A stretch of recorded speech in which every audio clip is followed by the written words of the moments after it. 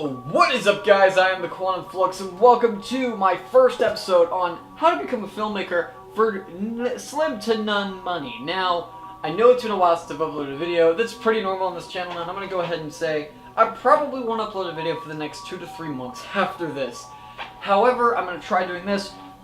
This channel, you know, it's always been kind of a... For now, it's whatever, okay? That's the Quantum Flux. That's how we work here, is we don't upload much, but when we do, we upload good content, hopefully. But anyway, today I'm going to show you the basics of how to make films. Because the reason I say this is because not enough people stress some aspects of film when they're telling you how to do it than what I would do it. And I'm basically telling you as if you literally have a potato of a phone to record with like this. Now, if you want to get into film, if you ever thought of the idea of getting into film, and you're just like, oh, it's too expensive, or it's too complicated, let me tell you what I started with. This camcorder was the first thing I ever owned. It was a $55 thing. I got it off of, like, eBay, literally $55, and it was horrible. Horrible camera. But at the same time, you can make good content with it. Now, another example is that if you have a smartphone, such as this thing is amazing. It's actually better than this, because I didn't have a phone 2.5 years ago. So, long story short, when you're getting a phone, or when you're getting, like, wanting to start in a video, you can use these things. In fact, you can use the Apple iPhones. Apple actually is a big thing. They're always encouraging people to make films on their phones with Apple, because Apple wants their cut of money from you when you're making films. But anyway, in fact, I might even argue that phones like these Samsungs are even better because these actually have manual controls. And if you like, look here, these are some photographs I've taken with just this smartphone.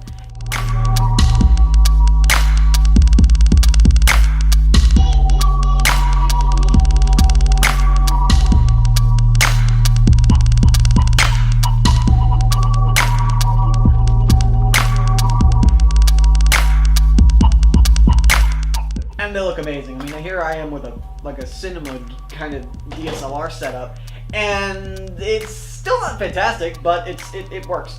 So this is the first thing I'd like to stress about film, is if you really have doubts about film, you think your films are going to be bad, you think the audio is going to be bad, you think this is blah blah blah, don't worry about that.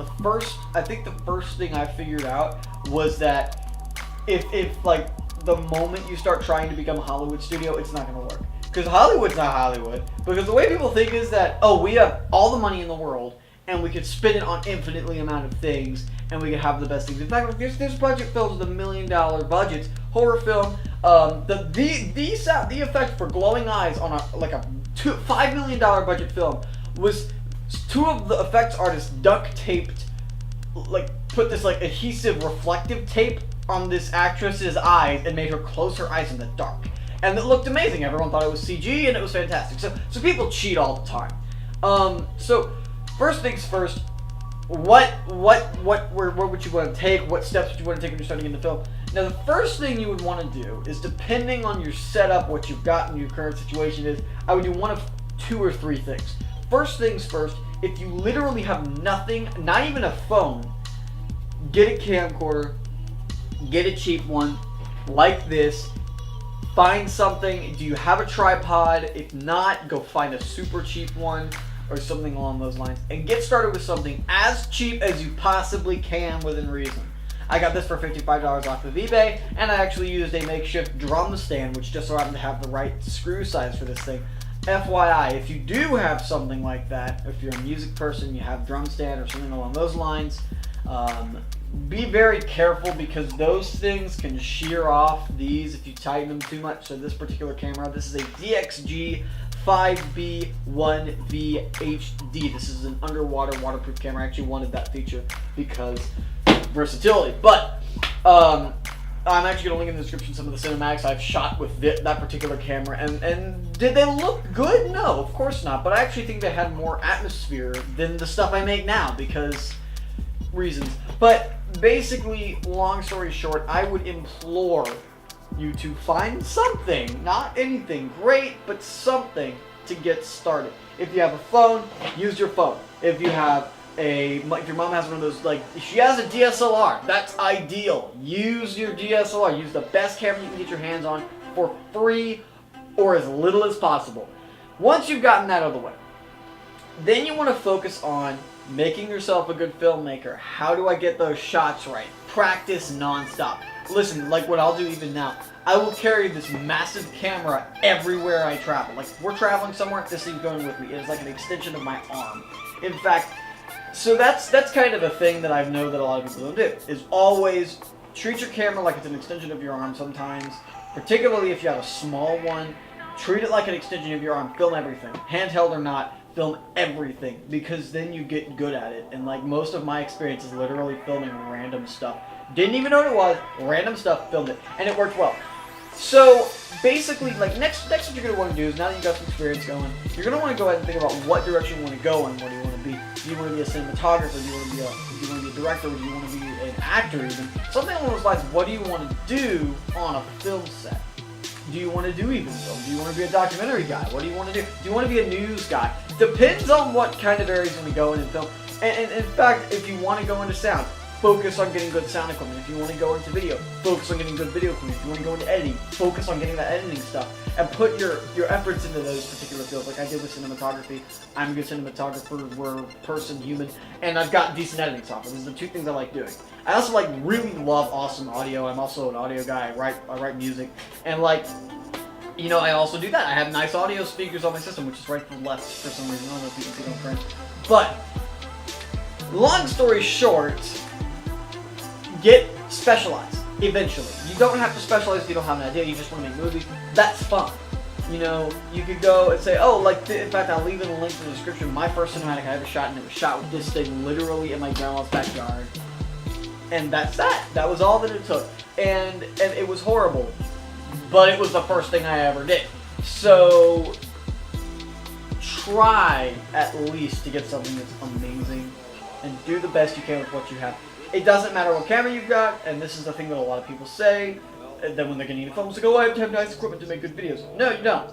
No, you don't. Like I said before, there was more atmosphere and feeling in my old cinematics I shot with a $55 camcorder than the two cinematics I did with this camera before I got into real film. So, and even now, my first film was trash. I'm still kind of getting started, really. Even now, after 2 years of experience, I'm kind of really slow to start. I've got experience, not much to show for it, if you know what I mean. But long story short, go ahead, make films. That's the one thing. That's the thing I didn't do much, is I didn't make as many films as I'd like to make because I'm stupid and I'm dumb, and, you know, human stuff. But as much as I'd like to have a lot of money, I'd like to have all the equipment I could have. Even now, I have things I want. Like, I want a monitor, a bigger monitor on my camera. I want a nicer microphone. I want a recorder. I want a battery bank. I want better graphics card on my computer. There's all sorts of stuff I want, but I can't have it. So you have to always like compensate. In fact, I also want lens flares on my camera. Like, I want to be able to go anamorphic. That's expensive. Or fake it with like anamorphic filters, which is still semi-expensive at like $85. I don't want to spend $85 right now because I'm broke. But point is, if I could make films with no money and $55 equipment and free editing software, Lightworks was what I used. I would not recommend that now because now you have HitFilm 4 Express. Get a HitFilm 4 Express, it's free, it's awesome. And it kind of is interesting. So let's go ahead and get into my first point of video and audio and stuff. And that is and I'm going to kind of give you 3 points, and I'm going to leave you guys off for this video as just an introduction to the object of filmmaking. So first things first. First thing of filmmaking, you got to make good audio. Good audio. Because 2/3 of video is audio, okay? And this is a saying in the film community. 2/3 of video is audio. Now, if you ever go to a cinema, do you hear bad audio?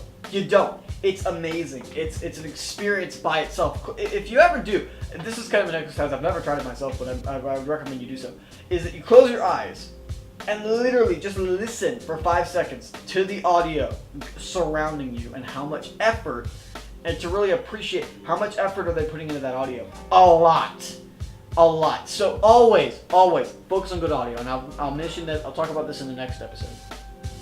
And 2, get good at your craft. Focus and like really really get that shot. Show emotion in camera focusing, because the other third is video and audio.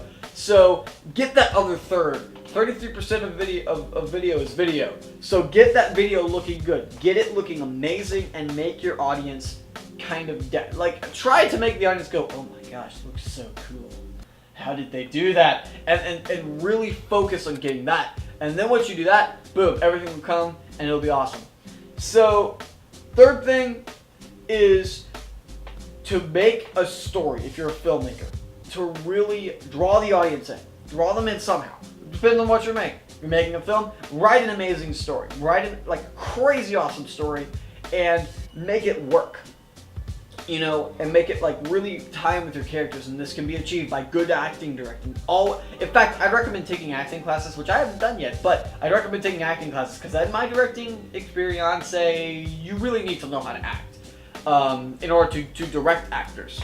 A lot of actors are directors, and a lot of directors are actors, and a lot of producers are actors, and a lot of stuff. So they go both sides in a lot of cases. Not many people actually know this. And like if you're doing documentary work, get people interested in your subject. If you're just doing a cinematic, get people interested in the subject. Get people like, oh my gosh, it's a forest. Oh my gosh, more forest. Oh, look at that flower. That's an amazing flower. And then if you're doing something like even news work, if you want to get into the news and you want to be a guy for there, treat that amazing, because there's so many bad news people, so many bad news cameramen. It's insane. Treat it like you're telling a story, because you kind of are. You're telling news stories. So show people and make it look amazing.